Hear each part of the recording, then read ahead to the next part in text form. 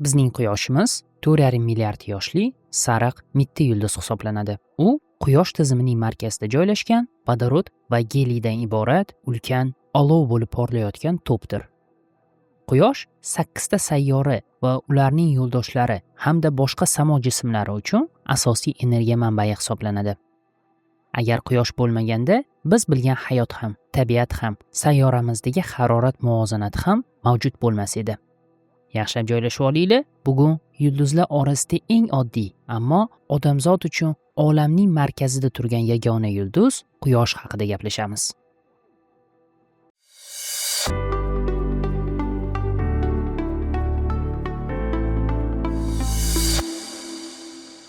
Quyosh osmondagi o'zgarmas yorug'lik va issiqlik manbaidir.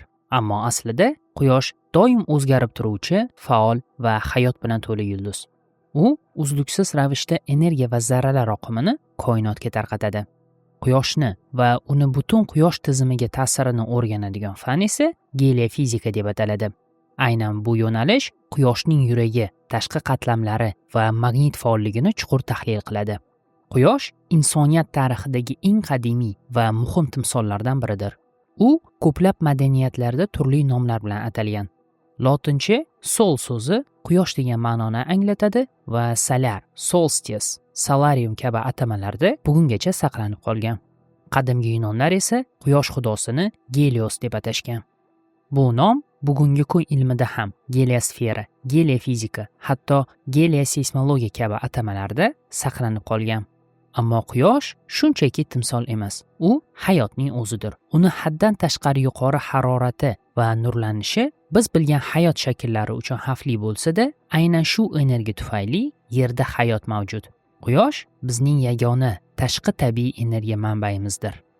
Astronomiyada quyosh o'rta kattalikdagi yulduzdir. Uning diametri taxminan 1,4 million kilometr va Yer diametridan qariyb 110 baravar katta. U Yerimizdan 330 ming marta og'irroq. Quyosh hajmini to'ldirish uchun esa 1 million 300 mingdan ko'p Yer sayyorasi kerak bo'ladi. Yer Quyoshdan o'rtacha 150 million kilometr uzoqlikda joylashgan. Bu masofa shunchalik muhimki, uning ozgina o'zgarishi ham butun bir iqlim tizimini o'zgartirib yuborishi mumkin. Bizning tizimimizga eng yaqin qo'shni yulduz Alfa Centauri tizimida joylashgan. Unda ikkita Quyoshga o'xshash yulduz Alfa Centauri A va B hamda ularga eng yaqin joylashgan qizil mitti Proxima Centauri mavjud. Ular bizdan 4,24 yorug'lik yili, ya'ni 40 trillion kilometrdan sal ortiqroq masofada joylashgan.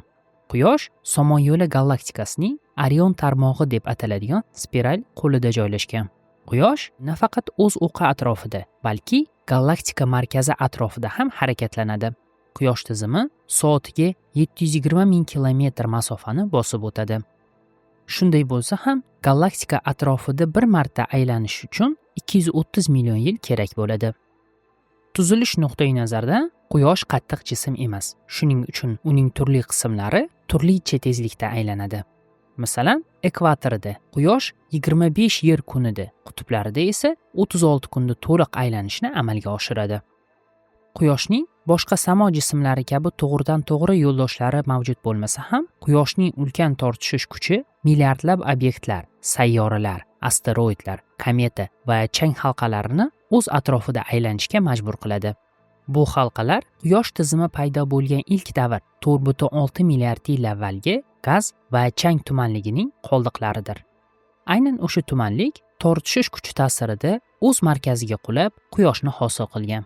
Bu jarayonda tumanlikning 99,8% moddasi Quyosh hajmiga to'plangan. Qolgan oz qismi esa sayyoralar va boshqa jismlarga aylangan. Yosh Quyoshdan chiqqan kuchli yulduz shamoli esa qolgan gaz va changni bizning tizimdan uchirib yuborgan. Har bir yulduz singari Quyosh abadiy emas. Olimlar taxminiga ko'ra, u hozir umrining yarmida, ya'ni taxminan 5 milliard yil o'tgach esa Quyosh o'z vodorod zaxirasini tugatib, qizil gigantga aylanadi. U shu darajada kengayadiki, Merkuriy va Venera ehtimol Yerni ham o'z qa'riga yutadi. Keyin esa tashqi qavatlarini yo'qotib, oq mitti deb ataladigan kichik, lekin nihoyatda zich yulduz qoldig'iga aylanadi. Quyosh vodorod va geliydan iborat ulkan olov sharidir. U o'zining ulkan tortishish kuchi bilan barcha moddasini bir butun holatda ushlab turadi. Biz Quyoshni faqat yorqin sfera sifatida ko'ramiz, ammo aslida u bir nechta mintaqalardan tashkil topgan murakkab tuzilishga ega. Quyoshning ichki qismlariga yadro, radiatsiya zonasi va konveksiya zonalari kiradi. Quyoshning eng issiq va eng muhim qismi bu uning yadrosi. Aynan shu yerda vodorod atomlari birlashib, geliyni hosil qiladi. Bu jarayon yadro sintezi deb ataladi va Quyoshning yorug'lik hamda issiqlik tarqalishini ta'minlaydi. Yadro harorati 15 million darajadan yuqori bo'ladi. Uning qalinligi 138 ming kilometr, zichligi esa har bir kub santimetrda 150 gram. Bu oltindan 8 barobar, qo'rg'oshindan esa 13 barobar zichroq. Yadroda hosil bo'lgan energiya avval radiatsiya zonasi orqali foton ko'rinishiga o'tadi va to'lqin bo'lib harakatlanadi. Bittagina foton yadrodan chiqib, keyingi qatlamga yetib borishi uchun 170 ming yilgacha vaqt ketadi. Keyin energiya konveksiya zonasiga o'tadi. Bu yerda harorat 2 million darajagacha pasayadi. Issiq plazma pufakchalari yuqoriga, soviganlari esa pastga harakat qilib, issiqlik almashuvini amalga oshiradi. Quyoshning qattiq yuziga o'xshash qismi yo'q. Biz ko'radigan yuzasi aslida fotosfera deb ataladi. Fotosfera so'zi yunonchadan yorug'lik sferasi degan ma'noni anglatadi. Fotosferaning qalinligi 400 kilometr atrofida, harorati esa 5500 darajaga yetadi. Aynan shu qatlamdan chiqayotgan yorug'lik 8 daqiqa 20 soniya ichida Yerga yetib keladi. Shuning uchun osmondagi Quyoshni tomosha qilganingizda uning 8 daqiqa oldingi holatini kuzatasiz. Shu o'rinda eslatib o'tamizki, Quyoshga to'g'ridan-to'g'ri qarash xavfli. Shuning uchun kuzatuvlarni faqat maxsus quyosh filtrlari yoki observatoriya teleskoplari orqali amalga oshirish muhim. Quyoshning tashqi qismi ichki qatlamlari singari juda murakkab tuzilishga ega. Fotosferaning yuqorisida xromosfera, undan yuqorida esa o'tish zonasi va nihoyat yulduz toji, korona joylashgan. Barcha olimlar ham o'tish zonasini alohida qatlam deb hisoblamaydi. Bu shunchaki xromosfera to'satdan qizib, tog'ga o'xshash yuqori haroratli tojga o'tadigan nozik chegara deb qarashadi. Fotosfera, xromosfera va toj birgalikda Quyosh atmosferasini tashkil etadi. Quyosh atmosferasida biz quyosh dog'lari, toj teshiklari va quyosh chaqnashlari kabi o'zgarib turuvchi hodisalarni kuzatishimiz mumkin. Tojdan chiqayotgan zarralar tovushdan ham yuqori tezlikda Quyoshni tark etadi va ular yulduz shamolini hosil qiladi. Shu shamol Quyosh atrofida ulkan magnit pufagini, geliosferani yaratadi. Geliosfera sayyoralar orbitasidan tashqarigacha ham cho'ziladi. Boshqachasiga, texnik jihatdan aytganda, Yer ham Quyosh atmosferasining ichida joylashgan. Geliosferaning tashqarisida esa yulduzlar aro fazo boshlanadi. Quyoshning yuqori qatlamlari odatda fotosfera yorqinligidan ancha xira ko'rinadi.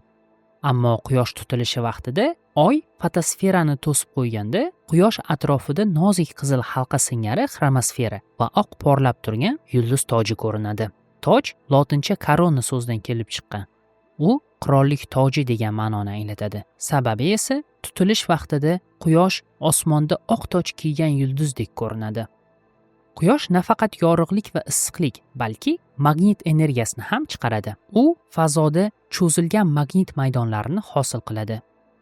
Bu maydonlar butun Quyosh tizimini o'z ichiga oladi. Aynan shu magnit maydonlari orqali Quyoshdan zaryadlangan zarralar oqimi barcha yo'nalishlarda tarqaladi. Bu jarayon natijasida ulkan magnit pufagi hosil bo'ladi. Quyosh aylanayotganda bu magnit maydoni spiral shaklga keladi. Bu Parker spirali deb ataladi. Quyosh har doim ham bir xil tinch holatda bo'lmaydi. U taxminan har 11 yilda bir marta yuqori va past faollik fazalaridan o'tadi. Har bir sikl oxirida Quyoshning magnit qutblari almashadi. Ya'ni shimoliy va janubiy qutblar o'z joyini o'zgartiradi. Faollik eng yuqori cho'qqiga chiqqanda biz Quyosh dog'lari, Quyosh chaqnashlari va yulduz toji massasining otilishlarini tez-tez kuzatamiz. Bu davr Quyosh maksimal faolligi deb ataladi. Aynan shu paytlarda Quyosh bo'ronlari kuchayadi va ular Yer magnitosferasiga ham ta'sir ko'rsatadi. Masalan, shimoliy va janubiy qutblarda ajoyib yorug'lik naqshlari paydo bo'ladi. Yerda havo qanday o'zgarib tursa, koinotda ham shunga o'xshash hodisa mavjud bo'lib, u kosmik ob-havo deb ataladi. Bu hodisalar kuchi sun'iy yo'ldoshlar, GPS navigatsiya tizimlari, radio aloqa va hatto elektr tarmoqlariga ham ta'sir o'tkazadi. Ba'zan esa butun mintaqalarni zulmatga cho'mdirgan kuchli elektr uzilishlariga ham sabab bo'ladi. Misol uchun, 1859-yil 1-sentyabrda britaniyalik astronom Richard Carrington Quyoshda g'ayrioddiy kuchli chaqnashni kuzatdi. Oradan bir necha soat o'tib, Yerda tarixdagi eng kuchli geomagnit bo'roni yuz berdi. Butun dunyo bo'ylab telegraf tizimlarida uchqunlar paydo bo'lib, ular ishdan chiqdi. Ertasi kuni tonggacha osmon qizil, yashil va binafsha ranglarga kirdi. Bu Quyoshdan kelgan zarrachalarning Yer atmosferasi bilan to'qnashuvidan hosil bo'lgan nurlanish edi. Ular shunchalik yorqin ediki, odamlar gazetalarni tunda ko'cha chiroqlarisiz o'qishgan. Bu yorqin manzara nafaqat shimolda, balki Kuba, Yamayka, Bagamo orollari, Salvador va hatto Gavayida ham ko'ringan. Shu o'rinda hozirgacha aytib o'tilgan ma'lumotlar va sonlar olimlar tomonidan qanday aniqlanganini aytib o'tamiz. Avvalo, astronomlar Quyoshdagi jarayonlarni turli kosmik observatoriyalar va sun'iy yo'ldoshlar yordamida kuzatishadi. SOHO, STO va Parker Solar Probe kabi loyihalar Quyoshning harorati, magnit maydoni, plazma oqimlari hamda zarracha tezligini o'lchaydigan qurilmalarga misol bo'ladi. Ultrabinafsha va rentgen nurlari yordamida Quyosh faolligi va chaqnash energiyalari aniqlanadi. Shuningdek, Yerda joylashgan teleskoplar yordamida Quyosh dog'lari, toj teshiklari va kosmik ob-havo o'zgarishlari doimiy ravishda kuzatib boriladi. Bundan tashqari, raqamli modellashtirish orqali Quyoshda kechayotgan jarayonlar qayta tiklanadi.